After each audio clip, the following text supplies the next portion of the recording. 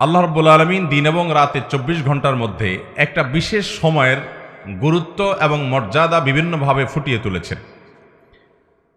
ফজরের আগে এবং ফজরের পরে যে সময়টা, দিন এবং রাত ২৪ ঘন্টার মধ্যে এই সময়টা, বিশেষ করে সূর্য উঠার আরও পর পর্যন্ত চাষতে সলাতের আগ পর্যন্ত পুরা সময়টা, এই সময়টা আল্লাহ রাব্বুল আলামিনের কাছে অনেক গুরুত্বপূর্ণ।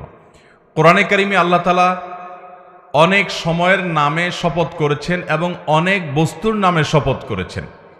আল্লাহ তাআলা তিনি কোনো কথা বলার জন্য শপথ করার কোনো দরকার নাই। আমরা সাধারণত শপথ করি কেন?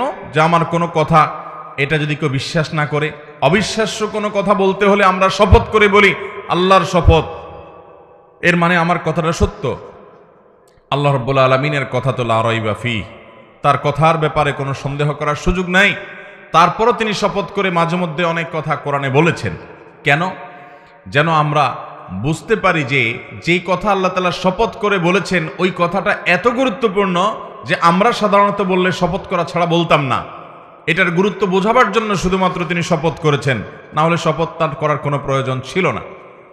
আল্লাহ রাব্বুল আলামিন কোরআনে কারীমের বেশ কয়েকটি জায়গায় সকালের সময়টার নামে শপথ করেছেন, অনেক জায়গায়। আপনি অবাক হবেন, কোরআনে কারীমের এক দুই জায়গা নয়, বেশ অনেকগুলো জায়গায় আল্লাহ রাব্বুল আলামিন এই একটি সৃষ্টির নামে শপথ করেছেন। অন্য কোনো বিষয় এরকম সচরাচর পাওয়া যায় না যে গোটা কোরআন জুড়ে আল্লাহ রাব্বুল আলামিন এই একটি বিষয়ের নামে অনেক জায়গায় শপথ করেছেন, এরকমটি পাওয়া যায় না। কিন্তু সকালবেলার যে সময়টা, ভোরবেলার যে সময়টা, এই সকালের সময়টা, এটা এত গুরুত্বপূর্ণ আল্লাহর কাছে যে আল্লাহ তাআলা কোরআনে কারীমে বিভিন্ন জায়গায় বিভিন্নভাবে বিভিন্নবার এই টাইমটার নাম ধরে শপথ করেছেন। তার মানে এই টাইমটার বিশেষ গুরুত্ব আল্লাহ তাআলার কাছে আছে। কোথাও আল্লাহ তাআলা বলেছেন ওয়াস-সুবহি ইযা তানাফাস, সকালের শপথ, যখন সে সকাল বিকশিত হয়, উদ্ভাসিত হয়, আস্তে আস্তে আলোকিত হতে হতে দিনের দিকে পরিপূর্ণভাবে চলে যায়, সেই সকালের শপথ অর্থাৎ দিনের প্রথম অংশের শপথ। আল্লাহ বলেছেন অন্য জায়গায় শপথ করে ওয়াল ফাজর, ফজরের শপথ, ভোরের শপথ।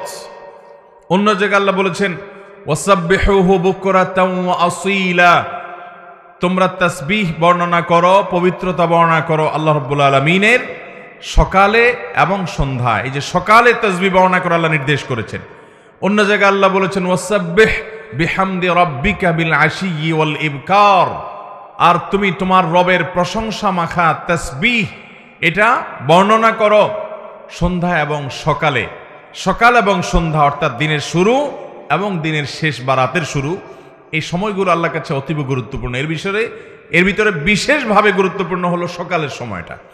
নবী করিম সাল্লাল্লাহু আলাইহি সাল্লাম দোয়া করেছেন আল্লাহুম্মা বারিক লি উম্মতি ফি বুকুরিহা, আল্লাহ আমার উম্মতকে আপনি সকালের এই সময়টাতে বারাকা দান করেন।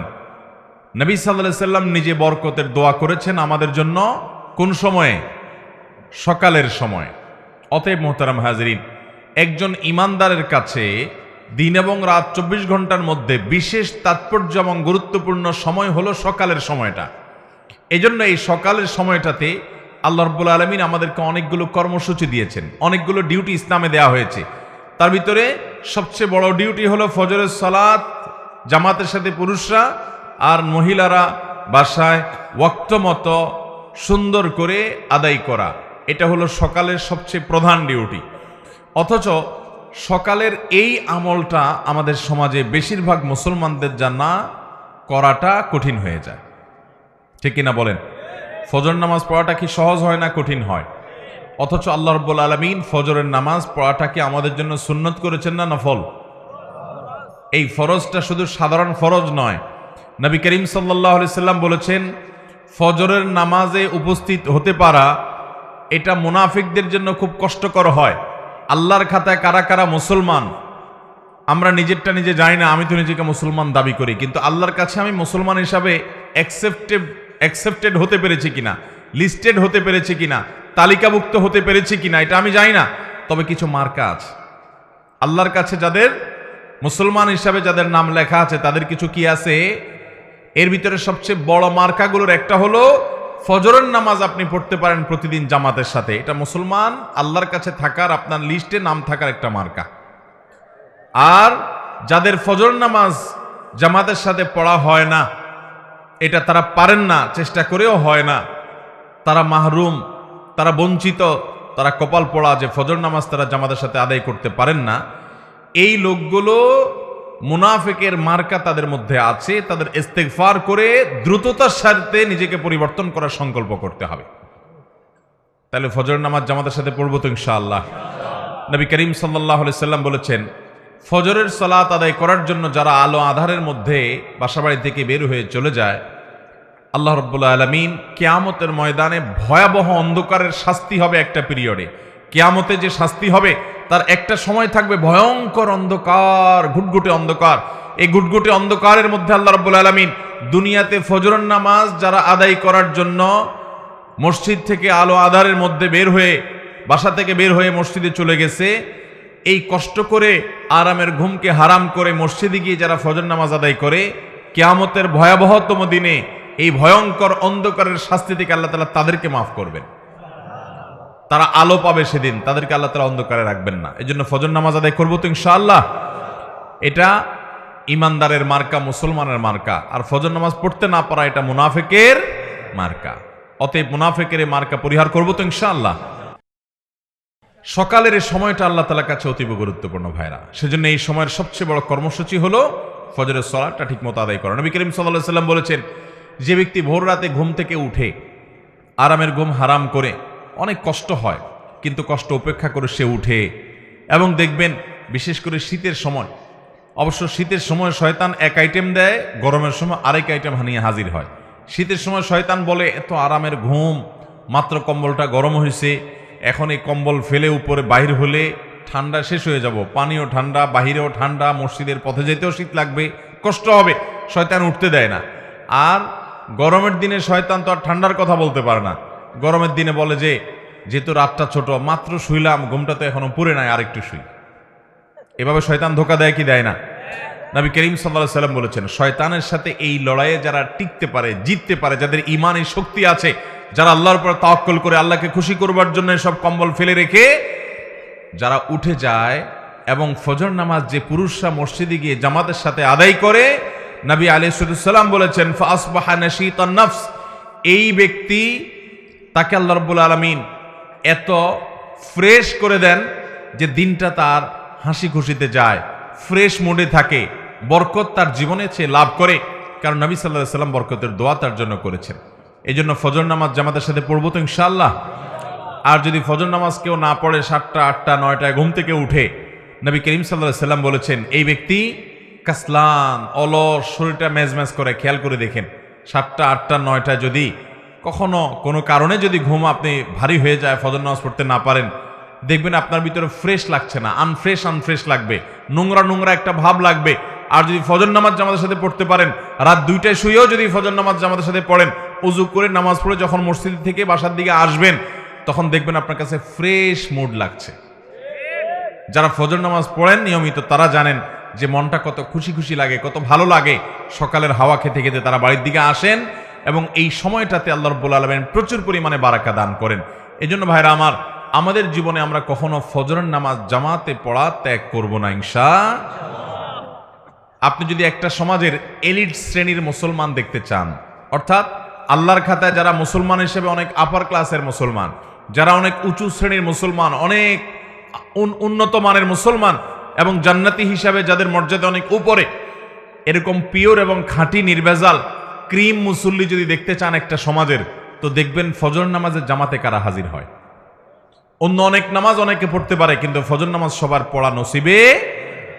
অতএব আমরা ফজর নামাজ জামাতের সাথে পড়বো তো ইনশাআল্লাহ। ফজর নামাজ জামাতের সাথে পড়ার জন্য আপনাকে একটা কাজ অবশ্যই করতে হবে, সেটা হলো রাতে তাড়াতাড়ি ঘুমাইতে হবে। অতএব মোবাইলের টিপাটিপি এটা নিয়ন্ত্রণ করে ফেলতে হবে। এশার নামাজের পরে আর কোনো মোবাইল টিপাটিপি করা যাবে, এটাকে নিয়ন্ত্রণ করে ফেলতে হবে। দরকারি কোনো কাজ থাকলেও খুব দ্রুততার সাথে সেরে শোয়ার পরে আর এই মোবাইলের মুনাজাত দেওয়া যাবে। মোবাইল দিয়ে 2 হাত দিয়ে ধরে ধরে যেভাবে মোবাইল টিপেন, মনে হয় যে মোবাইল দিয়ে মুনাজাত দিচ্ছেন। এই মোবাইলের মুনাজাত যদি আপনি করেন রাত 12টা 1টা 2টা পর্যন্ত শুয়ে শুয়ে, তাহলে ফজর নামাজ পড়াটা সহজ হবে না কঠিন হবে? অতএব ফজর নামাজ আমরা জামাতের সাথে পড়ার নিয়ত করলাম তো ইনশাআল্লাহ। নবী করিম সাল্লাল্লাহু আলাইহি সাল্লাম সকালের এই সময়টাকে এত গুরুত্ব দিতেন যে প্রিয়নবী সাল্লাল্লাহু আলাইহি সাল্লাম ফজরের পরে নিজ জায়গায় বসে জিকির আজকার তাসবিহ তিলাওয়াত করার জন্য উৎসাহ দিতেন। সকাল সন্ধ্যায় অনেকগুলো তাসবিহ আছে, কোরআনেও আল্লাহ তাআলা বলেছেন সকালে তাসবিহ পেশ করার জন্য, জিকির করার জন্য, আল্লাহ স্মরণ করার জন্য। এই জন্য আমরা এই আমলটা করব। বিশেষ করে ফজর নামাজের পরে কেউ যদি জায়নামাজে বসে থাকে এবং এশাকের সময় হওয়া পর্যন্ত, সূর্য ওঠার 15-20 মিনিট পর পর্যন্ত বসে বসে জিকির আজকার তাসবিহ তেলাওয়াত করে এবং 2 রাকাত এশাকের নামাজ এরপরও যদি সে আদায় করে, আল্লাহ রাব্বুল আলামিন তাকে একটা পূর্ণাঙ্গ হজের সওয়াব দান করেন। এবং আল্লাহ রাব্বুল আলামিনের এই বিশাল বড় নেয়ামত এবং পুরস্কার লাভের জন্য নবী করিম সাল্লাল্লাহু আলাইহি সাল্লাম এবং সাহাবা একরাম ফজরের পরে বসে জিকির আজকার করতেন। এরপর নবী করিম সাল্লাল্লাহু আলাইহি সাল্লাম সাধারণত অন্যান্য অনেক কাজ সাহাবীদেরকে নিয়ে বিভিন্ন কথা, দরকারি প্রয়োজনীয় কথা বলতেন, অন্যান্য আমল করতেন, সালাতুদ দুহা আদায় করতেন, কিন্তু ঘুমাতেন না। কিন্তু আমাদের সমাজে আজ বেশিরভাগ মানুষ, শহরে তো বটেই, গ্রামেও আজকাল এই বদভ্যাস হয়ে গেছে যে ফজরের পরে না ঘুমাইলে হয় না। ঠিক কিনা বলেন? অনেক মানুষ আছে যে ফজরের পরে না ঘুমাইলে তার হয় না, সে রাতে না ঘুমায় থাকতে পারে, মাগার ফজরের পরে তাকে ঘুমাইতে। ভাইরা আমার, যে সময়ে আপনার জীবনে বরকতের দোয়া নবী করিম সাল্লাল্লাহু আলাইহি সাল্লাম করেছেন, ওই সময়টাকে কাজে লাগাতে হবে। আপনি একজন কর্মজীবী, ফজর নামাজ পড়ে দোয়া জিকির আজকার তেলাওয়াত এশাক পড়ে আপনি দ্রুত কাজে নেমে যান। আপনি একজন কৃষক, আপনি মাঠে নেমে যান। আপনি যেই কোনো পেশার মানুষ হন, এমনকি স্টুডেন্ট যারা আছেন, আমাদের দেশে ছাত্র ভাইদেরকে দেখা যায় তারা রাত 12টা 1টা 2টা পর্যন্ত জেগে জেগে পড়ে, চোখ লাল করে ফেলে, এরপরে যায় ঘুম দেয়, এক ঘুমে সকাল 8টা 9টা বাজে উঠে। ঠিক কিনা বলেন? এটা কোনো আদর্শ শিক্ষার্থীর জন্য, তাদের পড়ালেখা করার জন্য কোনো আদর্শ সময় হতে পারে না। এদেশে হেফজখানাগুলো দেখবেন, ছোট ছোট বাচ্চা ছেলেরা কোরআনে কারিমের 30 পারা অল্প কিছুদিনের মধ্যে তারা মুখস্থ করে ফেলে, তাদের বক্ষে পুরো 30 পারা কোরআন মুখস্থ হয়ে যায়। তারা কোরআনকে নিজের মধ্যে রপ্ত করে ফেলতে পারে খুব অল্প সময়ের মধ্যে। তাদের এই কোরআনকে দ্রুততম সময়ে মুখস্থ করে ফেলার পেছনে একটা অন্যতম বড় কারণ হলো তাদের এই পড়াশোনার টাইমিংটা। বাংলাদেশের সমস্ত হেফজখানা মাদ্রাসাগুলোতে দেখবেন এশারের পরে 1-2 ঘন্টার মধ্যে তারা ঘুমিয়ে পড়ে। 9টা 10টার ভিতরে প্রায় শতভাগ হেফজখানার ছাত্ররা শুয়ে পড়ে এবং তারা উঠে যায় ভোরে ফজরের আগে। ফজরের আগে যে উঠে 10টা 11টার আগ পর্যন্ত তারা আর ঘুমায় না। ফজরের আগেও পড়ে, ফজরের পরেও পড়ে। রাতভর যখন 6-7 ঘন্টা ঘুম হয়, তখন এই ঘুম থেকে উঠার পর মাথাটা সম্পূর্ণ, ব্রেইনটা সম্পূর্ণ ফ্রেশ থাকে। তখন যা পড়ে সেটা রপ্ত হয়ে যায়, খুব দ্রুততার সাথে মুখস্থ হয়। অন্য সময় যেটা মুখস্থ করতে 2 ঘন্টা লাগে, সকালবেলা বা ভোরবেলা মুখস্থ করতে সেটা 1 ঘন্টায় যথেষ্ট হয়। অতএব সকালের এই সময়টাকে আমরা কদর করব তো ইনশাআল্লাহ। এই সময়টাকে কদর করতে হলে রাতে তাড়াতাড়ি ঘুমাইতে হবে। মাহফিলের মৌসুমে একটু কষ্ট হয়, এর বাইরে অন্য সময় আলহামদুলিল্লাহ আমরা আমাদের বাসা বাড়িতে এটা আমল করার চেষ্টা করি যে রাতে দ্রুততার সাথে সময় তাড়াতাড়ি বিছানায় চলে যাওয়া। নবী করিম সাল্লাল্লাহু আলাইহি সাল্লাম সম্পর্কে আম্মা জানা আয়েশা বলেছেন, কানান নবী সাল্লাল্লাহু আলাইহি সাল্লাম ইয়াকরাহুন নাওম ক্বাবলা আল আয়েশা ওয়াল হাদিস বাদা। নবী সাল্লাল্লাহু আলাইহি সাল্লাম এশার আগে কথাবার্তা বলা, গল্পগুজব করা, এশার আগে ঘুমানো তিনি এটা অপছন্দ করতেন। আর এশার পরে কথাবার্তা বলা, গল্পগুজব করা, আড্ডা মারা অপছন্দ করতেন। অথচ আমাদের আড্ডা 24 ঘন্টার ভিতরে সবচেয়ে জমে বেশি এশার পরে। ঠিক কিনা বলেন? টেলিভিশন চ্যানেলগুলো সবচাইতে আকর্ষণীয় প্রোগ্রামগুলো সব রাখে কখন? কারণ রাতে তাড়াতাড়ি শোয়ার ফজিলতের হাদিস আপনি না জানলে কি হবে, ইবলিস আপনার চাইতে আগে জানে। যেহেতু আপনাকে আমাকে জাহান্নামে নেওয়া ইবলিসের সবচেয়ে বড় এজেন্ডা, এই জন্য আমাদের ক্ষতি করার জন্য হাদিসে যেটাকে যত বেশি গুরুত্ব দিছে, ইবলিস ওইটা আমাদেরকে দিয়ে তত বেশি ভায়োলেশন করায়, লঙ্ঘন করায়। এই জন্য দেখবেন এশার পরে আড্ডা মারতে যে মজাটা হয়, অন্য কোনো টাইমে আড্ডায় এ মজা হয় না। ভাইরা আমার, এই জন্য আমাদেরকে প্রতিজ্ঞা করতে হবে যে আমাদের যত কাজ কাম আছে সব এশারের মধ্যে সারতে হবে, এশারের পর দ্রুততার সাথে শুইতে হবে, তাহলে আর সকালে ঘুমানোর দরকার হবে। সকালের এই সময়টাতে আল্লাহ তাআলা বরকত দান করেন। নবী সাল্লাল্লাহু আলাইহি ওয়াসাল্লাম দোয়া করেছেন, আল্লাহুম্মা বারিক লি উম্মতি ফি বুকুরিহা, আল্লাহ আমার উম্মতকে সকালবেলার সময়টাতে বরকত দিয়েন। যে সময় আল্লাহর নবী বরকতের দোয়া করেছেন, ওই সময় আপনি ব্যবসা করলে ব্যবসায় বরকত হবে, আপনি কৃষি কাজ করলে সেখানে বরকত হবে, আপনি পড়ালেখা করলে সেখানে বরকত হবে, আপনি আমল করলে জিকির আজকার তেলাওয়াত করলে সেখানে বরকত হবে। আপনি সকালের এই সময়টাতে যাই করবেন সেখানে বরকত হবে, কারণ সেটা বরকতের দোয়া করেছেন কে? নবী করিম সাল্লাল্লাহু আলাইহি। আমাদের অনেকের জীবনে কোনো বারাকা নাই ভাই।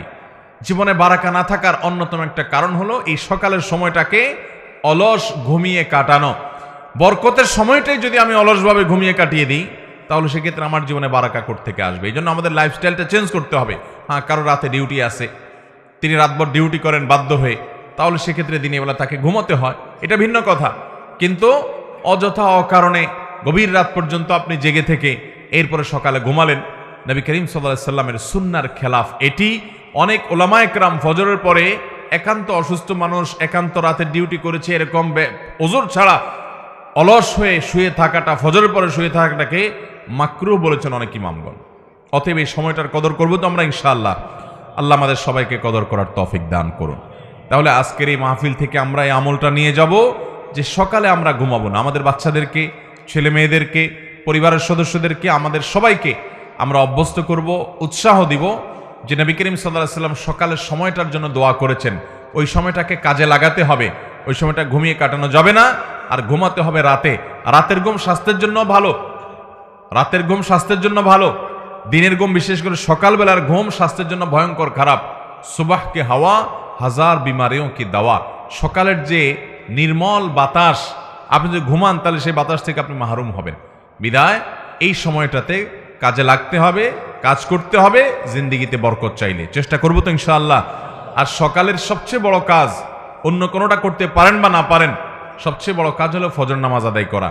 আপনি যদি ঘুমানো বড় কোনো গুনাহ হবে না, কিন্তু ফজর নামাজ যদি না পড়েন আর তখন যদি আপনি শুয়ে থাকেন, তাহলে আপনি মুসলমান নিজেকে দাবি করার ইখতিয়ার বা অধিকার আপনার থাকে।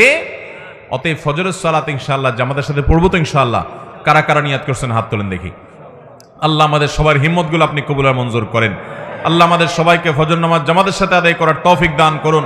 আল্লাহ মৃত্যু পর্যন্ত ফজর নামাজের জামাতে হাজির হওয়ার তৌফিক দান করুন। জাযাকুমুল্লাহু খায়রা ওয়া আখিরু দাওয়ানা আলহামদুলিল্লাহি রাব্বিল আলামিন।